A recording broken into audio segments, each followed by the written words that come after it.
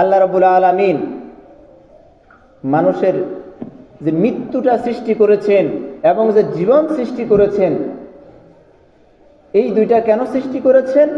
লিয়াবলুয়াকুম। আল্লাহ রাব্বুল আলামিন বলেন যে ও বান্দারা, তোমাদেরকে আমি পরীক্ষা করার জন্য আমি তোমাদেরকে মৃত্যু এবং জীবন দান করেছি।